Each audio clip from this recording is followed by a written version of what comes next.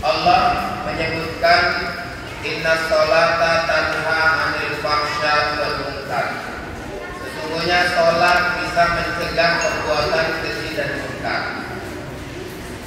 Jadi sholat yang dimaksud bisa mencegah perbuatan keji dan munkar itu sholat yang seperti apa?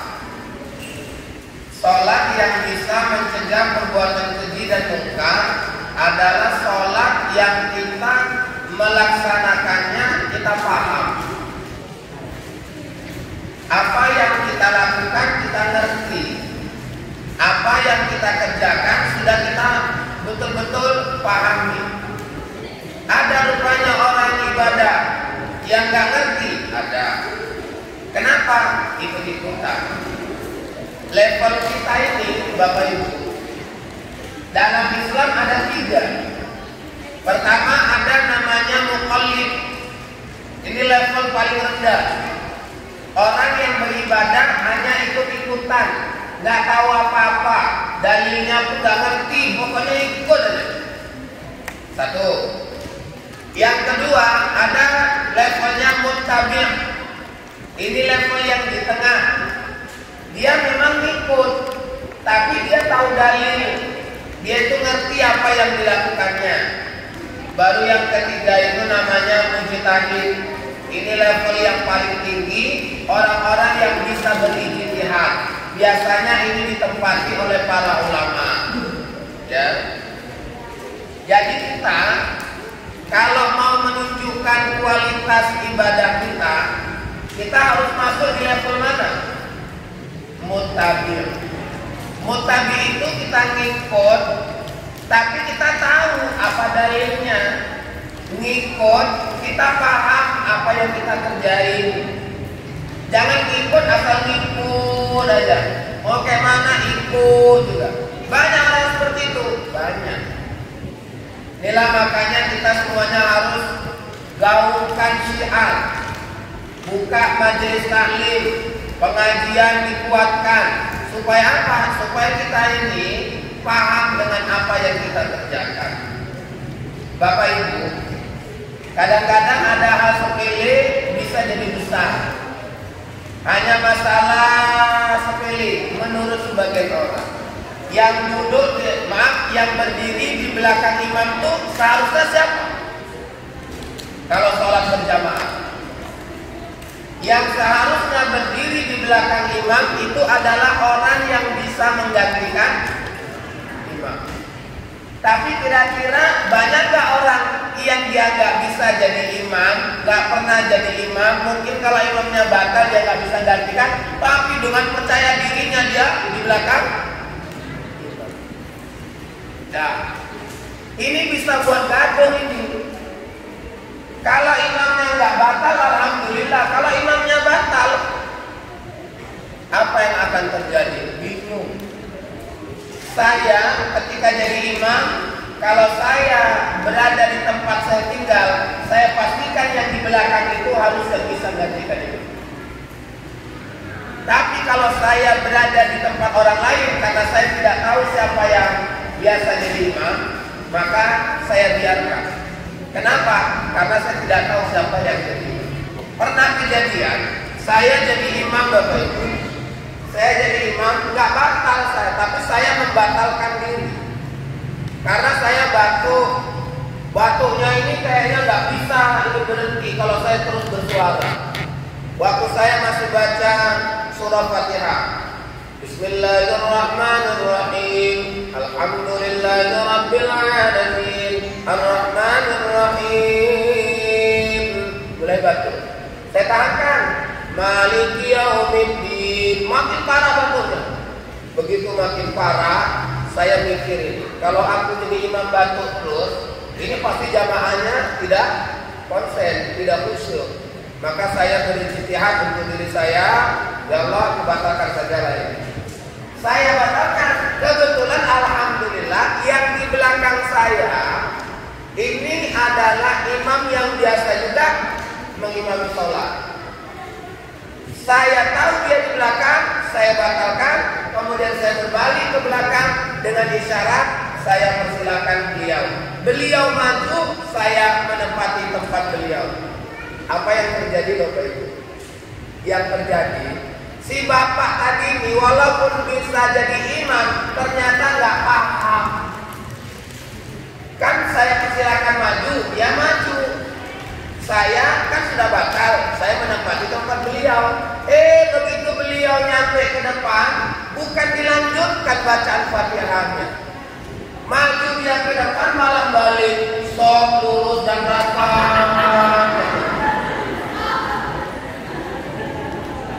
Jamaah bingung, ulang. Ya. Kenapa? Karena nggak ngerti. Padahal si bapak tadi udah paham, ya udah sering jadi imam, tapi nggak ngerti cara menggantikan. Ada lagi yang nanya, Ustaz itu kan Ustaz lumayan masih berdiri gantikannya. Lo kalau pas gantikannya pas rukuk gini, batal, disentuh pundaknya. Mana tuh? Gini. Ini kalau nggak paham bahaya. Itu baru rukuk, belum lagi kalau sujud. Awas sujud batal kawan, besok. Enggak, kita kalau jadi ini Pak pengganti imam, kalau bapak dalam keadaan rukuk, berdirilah melangkah ke depan, baru posisi awal bapak rukuk, bapak balikkan lagi. Kalau bapak sedang sujud, imamnya batal, kemudian ditepuk pundak kita, imam terus paham nih, jangan batal lagi cabut dan ini. Kawan dulu, posisi lagi, bangkit, rupanya hilang, ya kan? Kita tepukkan dulu pundaknya, baru kita keluar. Makanya di pintu tolong jangan pernah dikunci. Jangan nanti pintunya dikunci, terakhir mengerti dulu. Nanti dia begini, jangan terhadap gini. Inilah makanya kita perlu ngaji Pak. Bapak, Ibu jangan sopaten. Mentang-mentang udah baca buku itu, buku yang dibaca itu tekstual. Sistematis, masalah-masalah fakta di lapangan belum tentu terjelaskan dengan baik. Yang jelaskan siapa? Ustadz. Maka undanglah para ustadz untuk ceramah kemari. Ini majelis Alim Al-Azhar di Palembang. Ini bisa memakmurkan para ustadz di sini. Karena kami ini kan mancing-mancing supaya masjid buka pengajian. Supaya apa? Supaya kita ini jangan sempat nggak paham tentang agama. Padahal Nabi bersabda, "Mayyuridillahu khairan yufaqihu fid-din." Barang siapa yang diinginkan Allah jadi orang baik, pasti dipahamkan agama. Kalau kita semakin hari semakin paham agama, berarti Bapak Ibu beruntung, Bapak Ibu sedang direncanakan Allah menjadi orang baik. Tapi makin tua makin nggak ngerti agama, itu ngeri. Ya, berarti Allah belum berencana menjadikan kita jadi orang baik. Ini makanya awak gara-gara masuk ke masjid masbuk. Begitu masuk ke masjid masbuk, saf pertama udah penuh, masuklah saf kedua. Dua orang masuk, sama-sama masuk. Yang satunya ke kanan, yang satunya ke tengah. Yang tengah bilang gua ini, yang bawah sana gue serene. Gua yang tengah doa, nggak jadi wawa belakang pengen. Ini masalah sepele, tapi kadang-kadang mau gaduh gara-gara ini. Ya Ustaz, saf itu mulainya di mana sih Ustaz? Mulainya dari tengah atau dari kanan? Kalau Bapak Ibu nanyanya begitu, jawabannya saf itu mulai dari tengah. Jadi wawa itu mau sengalah. Waalaikumsalam Pak. Ya, di sini. Tapi kalau kita datangnya sendirian, begitu kita masuk, udah penuh saf pertama, tengok kanan, tengok kiri, nggak ada orang. Pak, lagi. Nah, Pak, kita kata Nabi kalau sholat berjamaah jangan sendiri dalam satu saf, karena kalau kita sendiri itu nanti ditemani oleh setan. Maka dianjurkanlah cari kawan. Cara nyari kawannya kayak mana? Maka kita ambil posisi sebelah kanan, tepuk pundak orang yang paling ujung sebelah kanan, yang ditepuk mundur. Coba kalau nggak ngaji kayak gini nih, ditepuk, tepuk sekali lagi,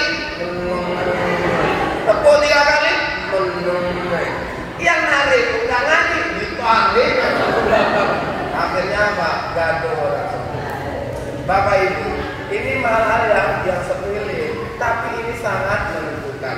Mama berantem sama anak-anak. Ustaz, ini mananya yang betul ini? Sab anak-anak di depan atau mama-mamanya yang di depan? Untuk perempuan, sab yang terbaik di belakang. Maka Bu yang sudah memayyiz anak-anak ini Bu, yang sudah tahu mana yang baik, mana yang buruk, kalau mereka sholat, letak mereka di depan. Tapi mama-mama rata-rata nggak mau. Anak-anak malah dipelopor.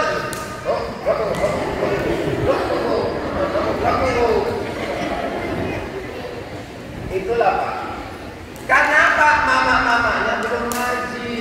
Kalau mama-mamanya udah ngaji, anak-anak di depan, insya Allah anak-anak ini tertipu kalau ibu tengokin.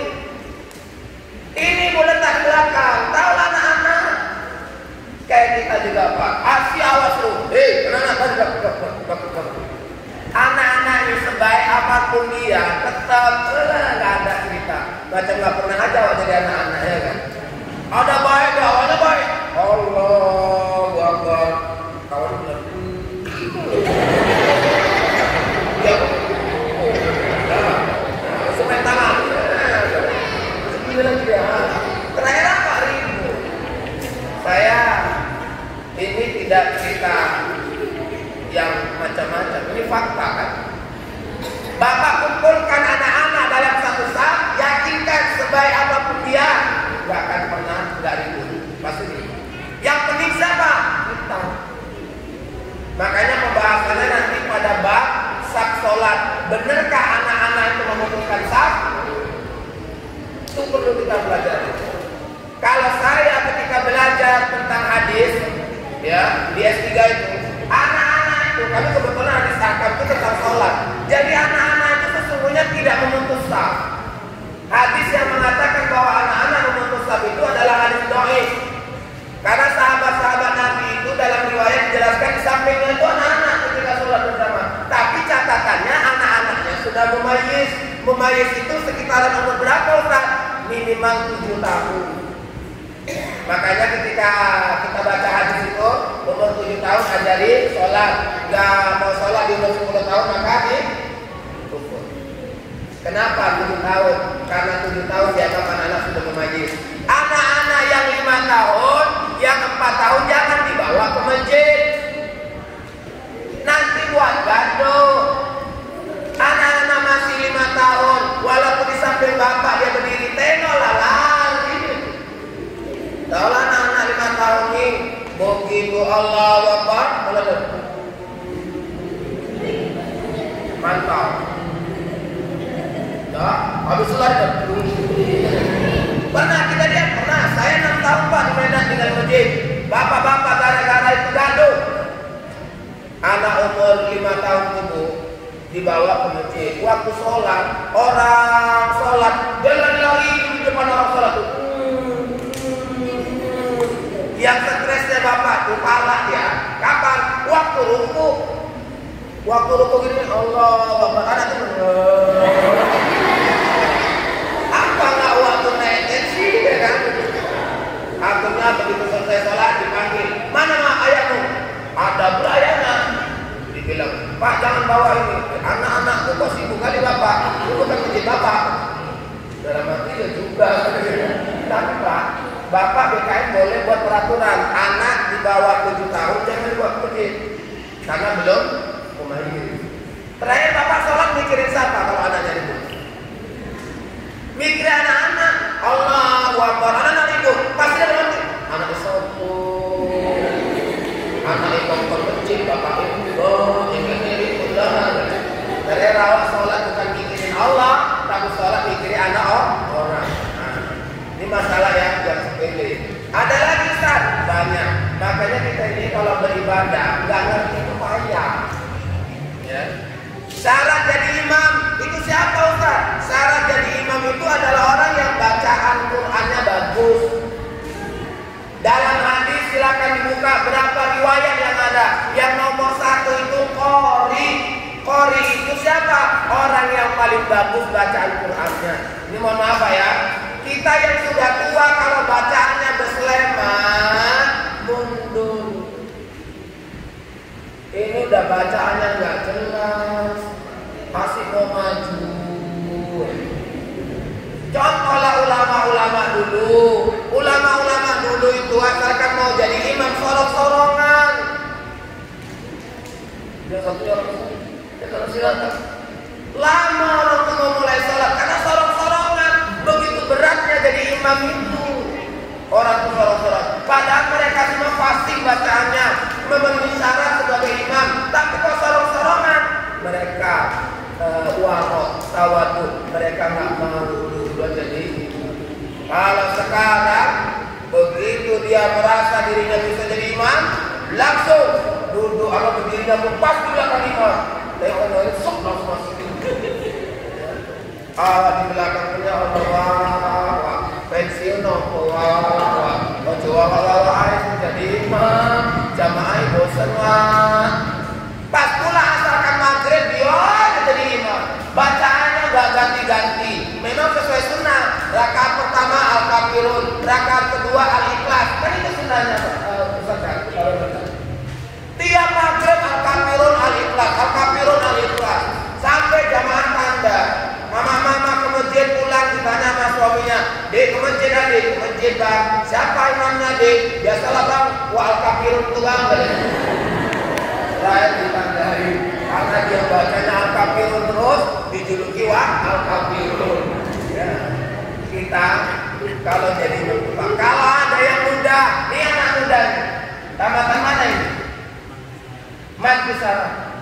Buat aku dulu aja. Aku mau ke sana waktu itu nggak jadi. Ya, mati sana. Kalau lulus dari sana di tes baca Qurannya, di tes. Kalau nanti dia bapak dengar bacaan Qurannya bagus, ya suruh dia jadi imam. Melatih juga regenerasi. Ini nggak ada di satu masjid. Begitu anak muda mau maju, ditegur sama bapak-bapak yang biasa jadi imam. Bapak mana? Imam dan bapak. Dan nikah kau? Belum wah. Nggak boleh jadi imam kalau belum nikah. Pulang minta nikah dia sama orang. Nikah pindah-pindah sama kami saya jadi imam ya kalau belum nikah mah. Habis. Sekarang pertanyaannya, dari mana lagi kita jumpai pemahaman yang belum nikah nggak boleh jadi imam? Coba tunjukkan dulu. Ini ngajinya begitu ya. Siapa yang bilang belum nikah nggak boleh jadi imam? Ini kadang-kadang kita buat-buat yang nggak ada lah. Orang Arab itu anak usia 7 tahun hafal Quran, dia mau jadi makmum anak yang 7 tahun itu karena si anak hafal Quran. Tapi anak yang 7 tahun sudah bagus dia sholatnya hafal Quran. Wah, anak-anak SMP aja ajan dimarahin. Ya. Kau baca nih. Ya lah, saya dulu Bang Sari ada di kampung tuh kalau sholat ke masjid saya ajan. Dari sejak saya ibtidaiyah sama sanawiyah itu selalu. Tapi dikasih alhamdulillah. Ini anak-anak ini SMP atau SMA? SMP. Ya, ini SMP ini. Kalau bisa yang ajar itu yang muda-muda lah. Dilatih yang muda-muda itu biar mantap muda-muda. Ini yang ajarnya Allah. Wawa-wawa yang nafas sudah putus-putus. Memang gara-gara wawa itu aja sampai yang datang. Cuma datang bukan mau sholat, sopos aja. Habis itu balik lagi dia. Ya, kok gitu? Iya, ini namanya bagian dari pemahaman. Jadi Bapak Ibu, terkait dengan ibadah sholat itu kita harus memahami dengan baik. Kalau nggak paham itulah kualitas ibadahnya rendah. Kalau kualitas ibadahnya rendah, kayak mana kemaksiatan mau pergi dalam kehidupan kita? Ya tidak bisa, orang nggak ada kualitas. Oke, Ustaz, kayak mana kita sholat itu Ustaz? Sholat itu ikut Nabi. Karena sholat itu panduan hadisnya secara umum cuma satu. Shollu kama ra'aitumuni usolli. Sholatlah kamu sebagaimana kamu melihat aku. Ibu-ibu, sampai sekarang kalau ditanya, apa beda sholat laki-laki sama perempuan?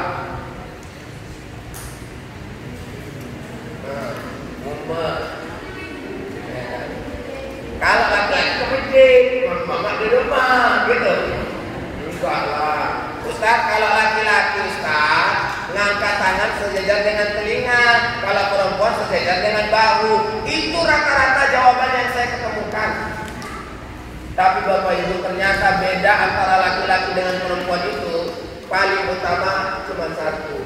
Kalau laki-laki itu renggang, kalau perempuan rapat. Gerakannya itu perbedaan secara umum itu cuma satu, renggang sama rapat. Kalau laki-laki renggang, saya laki-laki renggang, kaki ini renggang, udah, oke. Kalau perempuan rapat.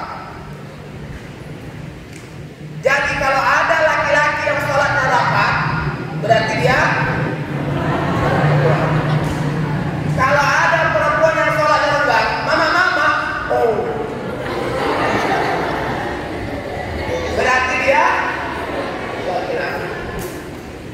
Takbirnya juga gitu, laki-laki Allah, renggang, Allahu Akbar. Kalau perempuan Allah.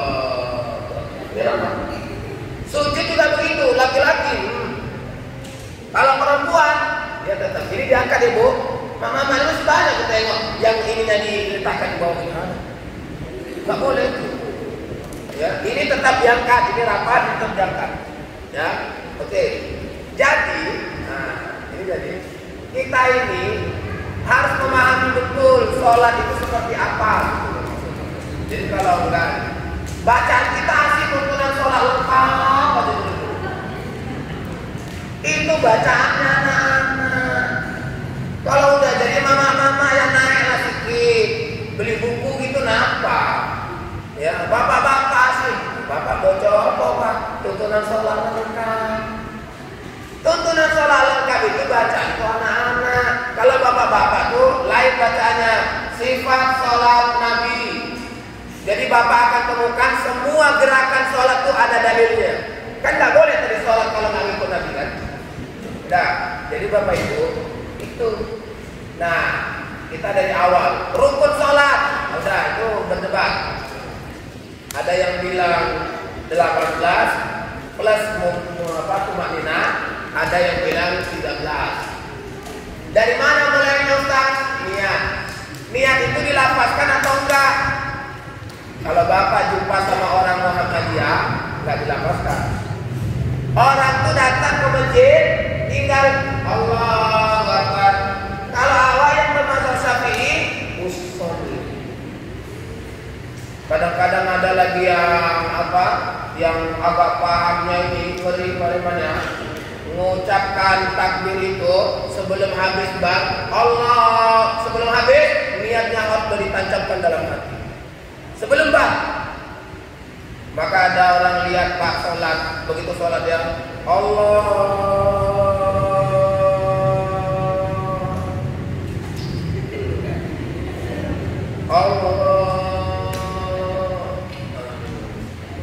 belum dapat Allah aja.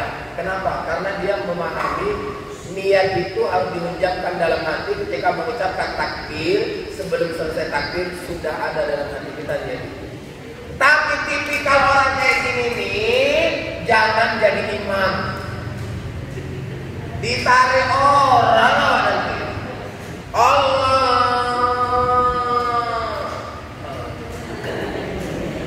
Udah belakang ya. Kenapa? Asik ulang-ulang aja dia. Ya, kalau yang gini nih, kita kalau jadi muda netral aja. Allahu Akbar sekali aja. Karena jamaah ini kalau mendengar Allah, tak ada duluan dia. Ya, tapi Bapak Ibu, begini.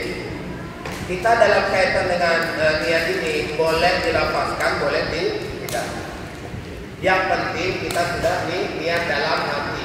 Karena niat itu masuk dalam rukun qalbi. Nah, habis itu apa Ustaz? Berdiri tegak menghadap kiblat. Saya agak membalik, mohon maaf. Ya, saya anggap kiblatnya sana, ini saya anggap ya. Biar saya menghadap Bapak Ibu. Ini kita kalau menghadap kiblat ini semuanya menghadap kiblat.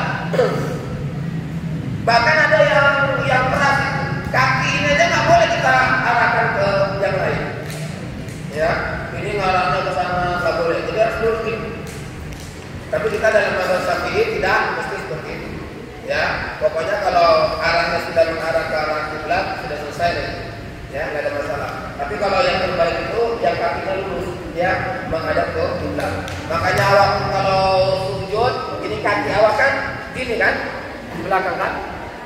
kiblat. Kenapa kok digitukan?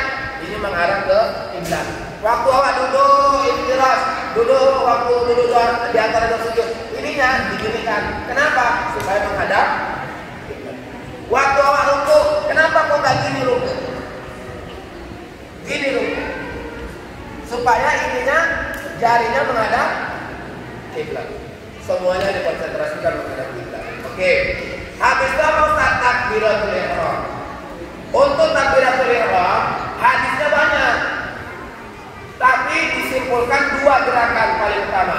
Pertama, mengangkat tangan sejajar dengan telinga. Ibu boleh, bapak boleh. Yang kedua, mengangkat tangan sejajar dengan bahu. Hadisnya sebenarnya yang paling banyak yang mengangkat tangan sejajar dengan bahu. Jadi bapak-bapak kalau tengok ada yang sholat ngangkat tangan sejajar dengan bahu, jangan diprotes. Ya piye lah Ustaz, cara tak delok koyo ngono. Ya ini begitu datang Ustaz sholat. Oh. Bapak-bapak ada yang meledek. Sholat aja kayak keluarin tenaga dalam. Pikir bapak-bapak kayak keluarin tenaga dalam. Ah ini jangan diprotes. Yang kayak gitu betul. Ya kita kayak mana? Gini, saya kayak gini. Allahu Akbar. Ini menghadap kiblat begini. Jadi ini agak diregangkan ya Pak, jangan rapat begini. Dalam hadis intasyara, ini agak diregangkan. Jadi ini diregangkan, tapi jangan gini. Allah, ini salah enggak? Diregangkan sedikit aja. Allahu Akbar. Sudah? Boleh sejajar dengan telinga. Hadis riwayat Al-Baihaqi, hadis sahih. Baru kemudian Allahu Akbar. Banyak hadis riwayat Bukhari, Muslim dan kitab-kitab hadis yang mu'tabarah. Ya, oke. Meletakkannya di mana? Dalam salah satu hadis begini. Makanya kalau ada yang sholatnya gini, jangan awak sindir. Sholat begini. Allahu Akbar. Ada yang pas di dada. Allahu Akbar. Ada yang di bawah dada. Allahu Akbar. Ada yang di bawah pusat. Allahu Akbar. Ada yang pas di Allahu Akbar. Ada kan yang sholat ini? Ada yang tidak diangkat sama sekali. Allahu Akbar. Betul semuanya Ustaz? Betul. Yang salah yang mana? Allahu Akbar. Kalau ini nggak ada dalil. Ya, boleh memberikan dalil. Jadi kalau yang ini nggak ada dalil, dah itu kan perkara meletak posisi tangan. Itu juga jadi masalah. Posisi tangan. Dalam satu riwayat, tangan kanan menggenggam pergelangan tangan. Dalam riwayat yang lainnya dalam hadis, tangan kanan pergelangannya di atas pergelangan tangan kiri. Begini. Jangan orang sombong sholat. Allahu Akbar. Atau kayak orang kedinginan. Nah, nggak boleh. Jadi Bapak Ibu, ini yang perlu kita pahami. Nah, habis itu ngapain? Doain kita kan tidak rukun. Baca Fatihah. Fatihah itu rukun qauli. Makanya kalau rukun qauli Pak, mohon maaf, qauli itu ucapan. Harus membentuk kata, harus membentuk huruf. Di Medan ada yang nanya sama saya, Ustaz, kalau sholatnya mulutnya mingkem, nggak bergerak, sahkah sholatnya? Tidak. Karena Fatihah bukan rukun qalbi. Ustaz bocor kok. Kapan bocor di dalam hati? Nggak boleh. Fatihah rukun qauli. Kalau nggak diucapkan, kalau nggak digerakkan mulut, maka sholatnya tidak sah. Ustaz, aku walaupun mulutku ini nggak kebuka, tapi aku tetap baca. Saya bilang coba tes. Ada bisa awak mulut nggak terbuka bisa baca? Ya. Mana ada orang bisa baca gini kalau nggak terbuka mulut? Maka kalau ada orang sholat mulutnya nggak terbuka atau kata-kata kalimat itu tak terbaca, nggak jelas, minimal untuk kita ya, untuk kita ya, jangan pula dengan orang, nanti mengganggu orang. Kan ada orang masih ribut aja sholat.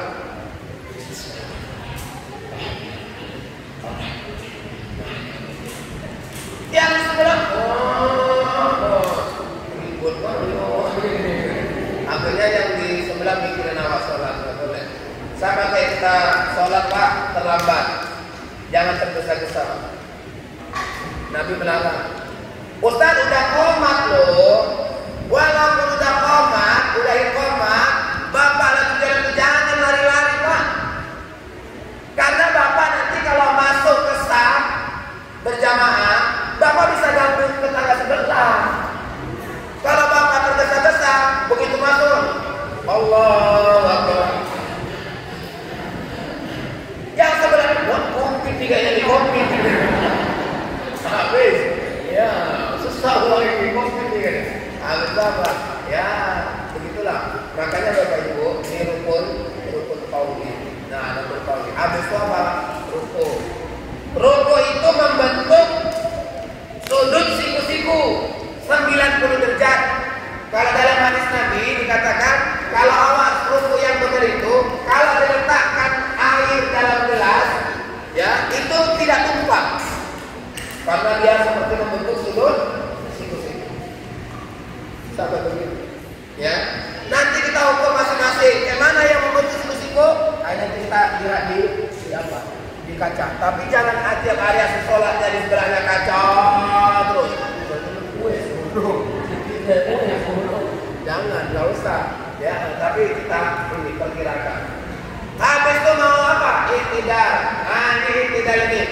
Sami Allahu liman hamidah. Ya. Kalau kita berjamaah gimana Ustaz? Imam baca sami Allahu liman hamidah, kita baca lagi enggak sami Allahu liman hamidah?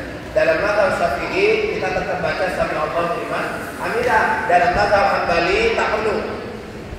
Imam bilang sami Allahu liman hamidah. Dalam mazhab Hambali, itulah yang di Saudi, yang di Makkah Madinah, langsung Rabbana walakal hamd. Tapi kita bermazhab Syafi'i sami Allahu liman hamidah. Imam apa? Yang ini yang kuat. Bilalnya bilang apa? Sami Allahu liman hamidah. Diulang. Kenapa? Itu bermazhab Syafi'i. Tapi kalau bermazhab Hambali, maka dia langsung Rabbana walakal hamd.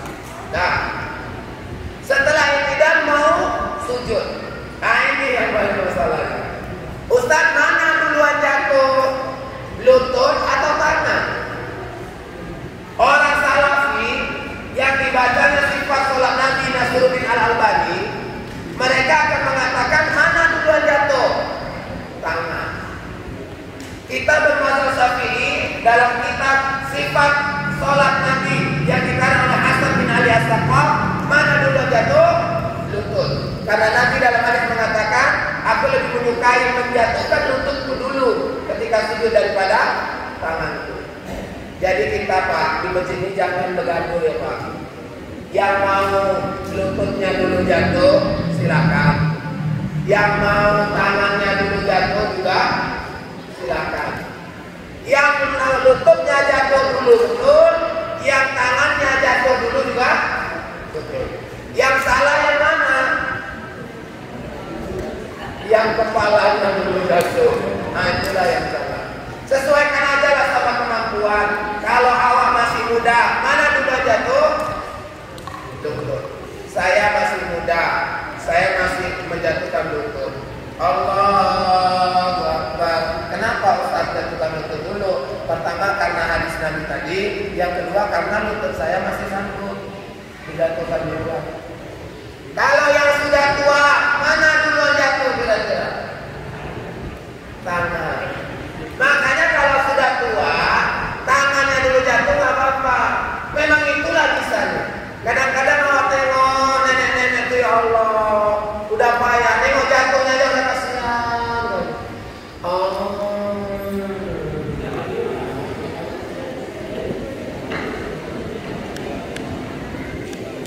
Sampai begitu. Giliran naik kalau masih muda sudah naik? Kepala. Allahu Akbar. Kepala. Kalau udah tua, yang mana dulu naik? Nih, ya nggak percaya tengoklah. Allah.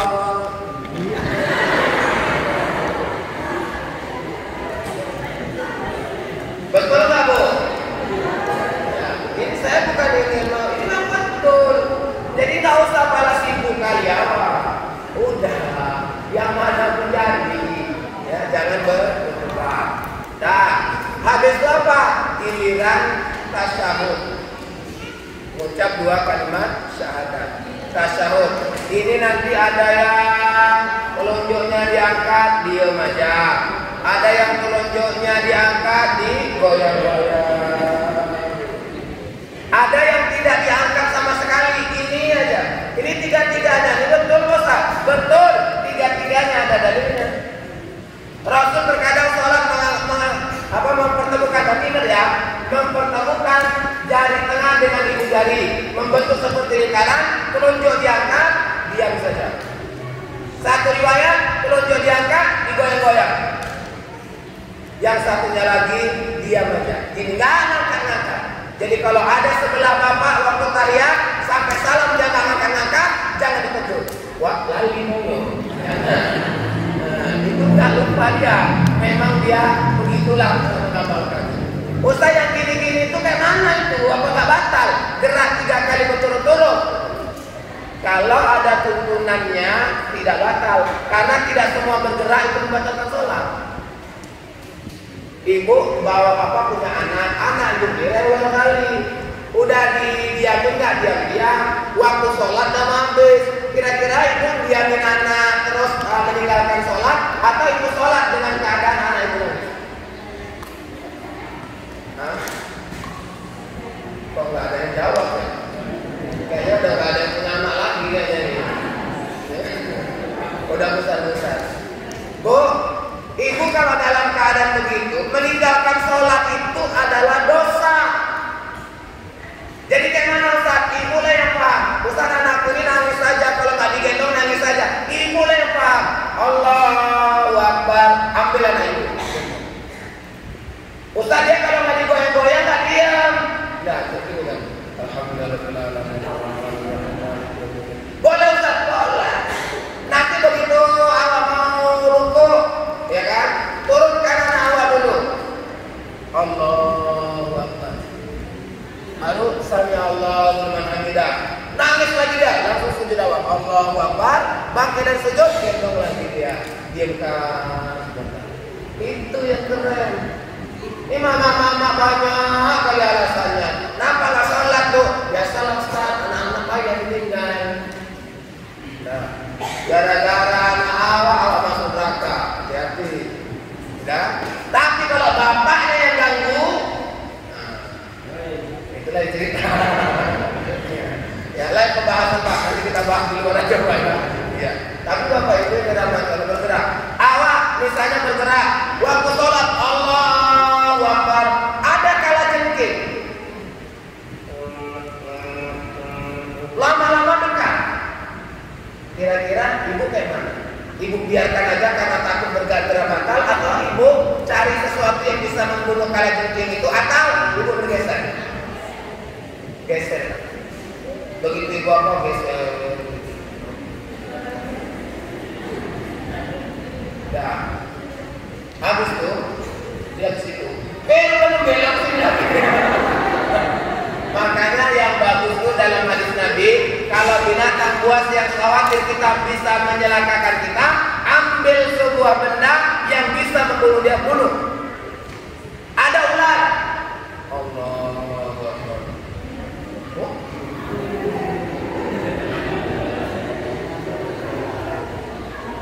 Apa nggak boleh bergerak? Boleh. Pak, di Medan itu ada masjid yang sebelahnya parkir. Jadi sering terjadi kehilangan sepeda motor. Alasannya kenapa? Karena jamaahnya nggak ngerti. Dia udah tahu kehilangan sepeda motor, baru dia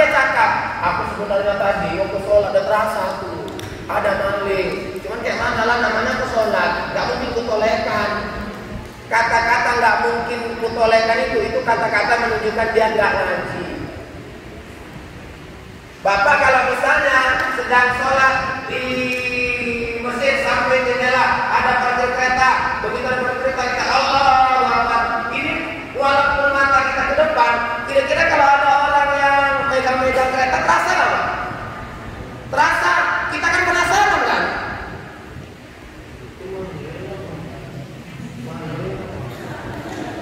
Daripada hati kita terus penasaran, nggak khusus sholatnya, tengok kan. Begitu tengok kan, yang biasa di masjid, begitu tengok wajib aman, nggak berarti kan. Tapi kalau tengok kan, malik, boleh Ustaz, boleh, jadikan aja malik. Tapi waktu bapak tuh jadikan malik, imamnya jangan batalkan, dia batal semua. Imamnya tetap jalan, cukup sebagian saja yang kecil itu supaya nggak dicuri sepeda. Baca dalam kitab Fiqh Sunnah Sayyid Sabiq hal-hal yang dibolehkan dalam sholat. Wah ini sedang. Jadi Bapak Ibu dirahmati Allah, kita itu kalau sudah cerita tentang ini ibadah sholat, jangan terlalu kaku. Tapi gini nggak boleh. Saya memang pernah dulu waktu masih lajang, saya buat Pak sholat begini. Pak jujur waktu masih di kampus dulu, masih awal-awal, saya buat gini. Saya nggak betah. Kenapa? Asalkan gini kepala ikut gini. Jadi akhirnya nggak jadi yang betul. Ya, ada pernah dulu gini sholat. Allahu Akbar. Kalau pas sholat berjamaahnya aman. Giliran sholat sunat. Allahu Akbar. Orang semua. Akhirnya nggak tahan saya ditengok-tengok ini. Ya, udahlah sholat seperti biasa aja lah. Maka saya sekarang tetap begini aja. Ini pergelangan tangan kanan menimpa pergelangan tangan kiri. Nah, kemudian letaknya di atas pusat di bawah dada. Udah gini aja. Gak ada yang lain. Yang gini gimana Ustaz? Gak apa-apa. Boleh. Tapi Bapak jangan akal-akalan. Kalau kita ada Pak, kenapa Pak sholatnya gini? Ya karena Nabi pernah melaksanakan seperti ini. Udah gitu aja, gak usah banyak cakap. Ini awal nggak? Kau tahu jantung letaknya mana? Sini pegang jantung Allah, beda jantungan. Ya, itu namanya kurang kerjaan bahwa itu.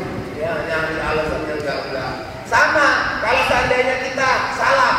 Nah, ini udah sering saya ulang-ulang Pak. Mohon maaf, tapi inilah yang banyak di masjid-masjid belum berubah juga. Salam. Assalamualaikum warahmatullahi. Buka kan? Assalamualaikum warahmatullahi. Tutup kiri. Sekarang yang jadi masalah, siapa yang menyuruh ke kanan buka kanan itu siapa? Nabi aja dalam hadis riwayat At-Tirmidzi menyebutkan apa? Ketika engkau salam cukuplah engkau ucapkan Assalamualaikum warahmatullahi tanpa engkau buka telapak tanganmu. Udah jelas itu. Tanpa kau buka telapak tanganmu. Ini sampai sekarang masih ada aja orang sholat. Assalamualaikum warahmatullahi. Assalamualaikum warahmatullahi. Awak tanya, wah kenapa wah ke kanan wah buka? Apa jawabannya? Kau nggak tahu itu surga, makanya wah buka. Jadi kiri kau ditutup wah, itu neraka. Makanya wah tutup. Dalam hati saya, enak juga yang buka surga untuk neraka ini. Hanya cuma tangan gini aja sama gini. Rupanya jumpa lagi sama awak-awak yang lain. Kanan dibuka, kiri dibuka juga. Awak makin bingung loh wah. Kata orang sana kanan aja surga, kiri neraka aja buka. Abang kata, kau nggak tahu? Wah ini candu rokok. Apa hubungannya wah? Ya nanti kalau wah masuk surga mau merokok bayar nyari api. Makanya buka neraka. Orang yang candu rokok ini jangan dijawab. Mau menang kaya Pak, jangan kamu menang sendiri aja putusan. Ya kan Pak? Orang merokok dilarang. Wah jangan merokok wah. Kenapa? Kata pemerintah merokok itu menyebabkan penyakit jantung, serangan jantung, impotensi dan lain-lain. Apa kata Anda?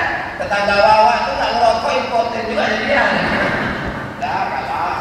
Sekarang udah berubah, wah jangan merokok wah. Kenapa?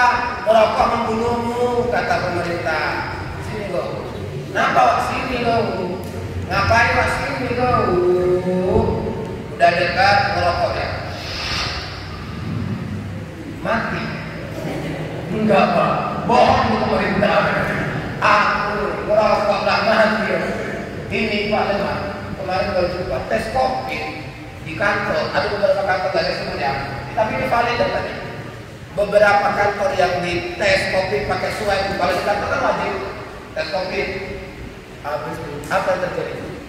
Ternyata yang merokok rata-rata nggak terdeteksi COVID-19. Malah yang nggak merokok yang kena COVID. Apa nggak pakai ketentengan yang merokok? Kalian tengok tuh, kami yang merokok nggak kena COVID katanya. Ya, malah kalian yang nggak merokok kena COVID. Nah itulah, memang rezeki orang merokok ini kan gitu. Ya. Apalagi Pak cerita yang naik angkot, di sini namanya moped ya Pak ya. Angkot itu di sana di Medan, di sini namanya moped. Dua orang naik angkot, yang satu perokok, yang satu nggak perokok. Yang perokok ini begitu naik angkot langsung bisa cepat. Yang nggak perokok ya risih.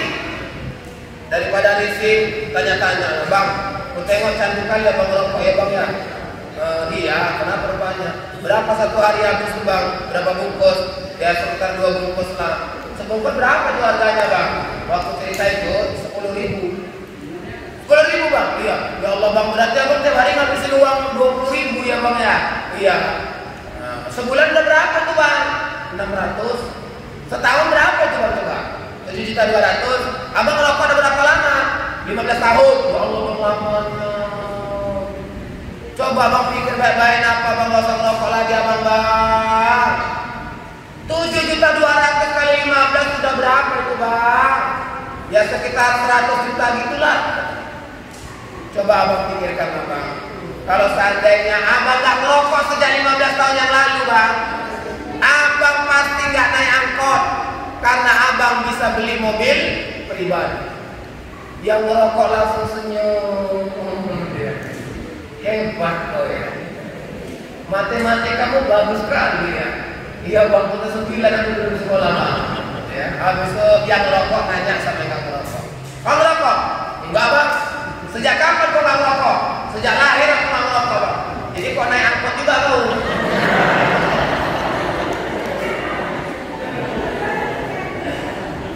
Jadi kesimpulannya, yang ngerokok naik angkot, yang nggak ngerokok juga naik angkot. Bagusan? Nah Bapak Ibu harus itulah. Nah, jadi kalau Bapak Ibu mau apa? Salah, nggak usah. Ustaz dari nggak masuk neraka kayak mana Ustaz? Cukup Bapak Ibu habis fil alamina innaka hamidum majid. Bapak Ibu baca doa. Itu ada hadisnya. Allahumma inni a'udzubika min azabil qabri wa min azabi jahannam wa min fitnatil mahya wal mamat wa min fitnatil masiihid dajjal. Selesai. Ada dalilnya, tidak diperdebatkan. Nah itu. Makanya awak bagaimana rasa sholat kok belum bisa mencegah perbuatan keji munkar? Karena awak sholat pun tak paham apa yang awak baca, apa yang awak lakukan, tak paham. Kok bisa Ustaz? Ya iya, karena tak paham itu, tak menyentuh dalam hati, tak bisa membentuk kepribadian. Maka Bapak Ibu, gimana sholat kita bisa membuat kita bahagia? Ya, jadi Bapak Ibu, kita semuanya ini memahamkan diri hari ini, dirikanlah sholat, insya Allah bahagia dunia dan akhirat. Maka hari ini kita menekankan pada aspek sholat itu, jangan dianggap sholat hanya membuat kita terlepas dari kewajiban. Tidak, tapi sholat itu membuat hidup kita bisa bahagia. Bapak Ibu yang gak pernah tinggal sholat, kira-kira azan berkumandang kalau Bapak belum sholat, gak enak ya perasaannya ya. Perasaan ya Allah belum sholat aku. Nah, apalagi Bapak yang bekerja Pak, mohon maaf ya Pak. Kalau Bapak bekerja mencari nafkah, meninggal dunia dalam keadaan mencari nafkah, Bapak meninggal matinya mati syahid. Karena mencari nafkah itu namanya jihad, jihadnya namanya jihad ma'isyah. Tapi Pak mohon maaf, catatannya ada, kalau Bapak sholat. Ibu yang melahirkan meninggal dunia, matinya mati apa? Syahid catatannya kalau sholat. Kalau nggak sholat itu bukan mati syahid, namanya mati offside. Mati sebelum bertobat kepada Allah Subhanahu wa Ta'ala. Kayaknya udahlah, ya udah jam 10 kurang 10. Udah hampir 1 jam kayaknya, lebih kayaknya ya. Nah, udah 1 jam. Ya, ceramah ini Bu katanya nggak boleh lama-lama. Saya kalau sama pejabat diingatin oleh Ustaz jangan lama-lama ceramahnya ya Ustaz. Kenapa Pak? Pokoknya jangan lama-lama lah Ustaz, 15 menit aja. Saya dibilang 15 menit saya senang Pak. Karena ceramah ini ya itu kalau kita ceramah kita pakai prinsip jauh dekat 3000. Ya kayak orang naik angkot. Jadi mau jauh mau dekat sama aja. Mau 1 jam ceramah tetap itu juga. Ya sama ininya. Jadi begitu saya naik, saya mau langsung 15 menit nggak nyampe, turun saya. Begitu 15 menit nggak nyampe saya turun. Apa kata pendapatnya? Mantap Ustaz. Dalam hati saya ini ceramah kayaknya mantap. Habis itu penasaran juga tanya.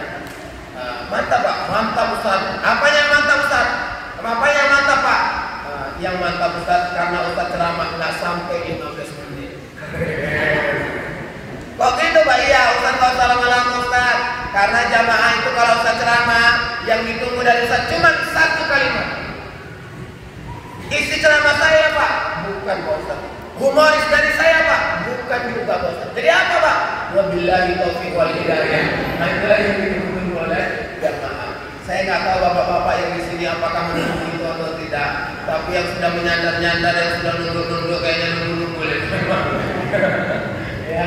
Insya Allah pertemuan kita ini menjadi berkah. Tadi Ustaz Suhermin bilang ini bukan pertemuan yang pertama dan terakhir.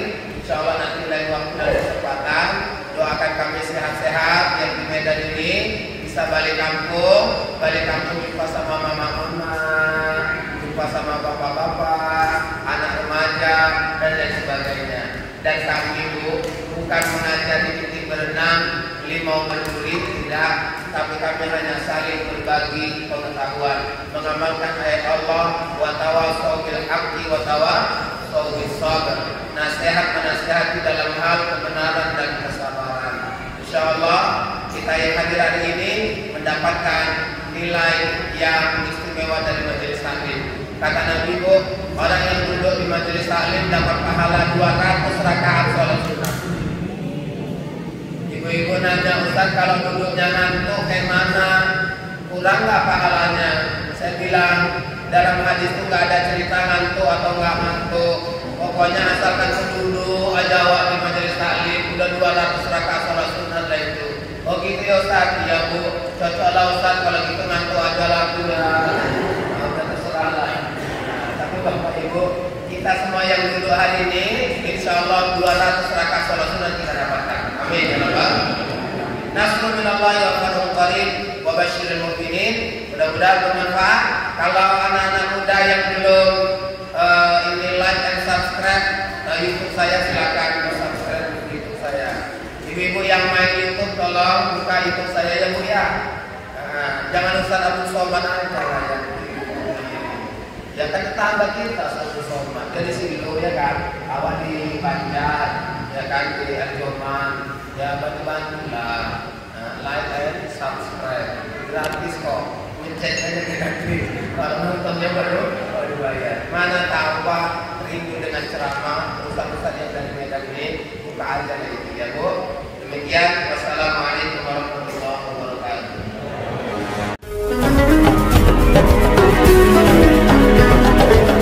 wabarakatuh.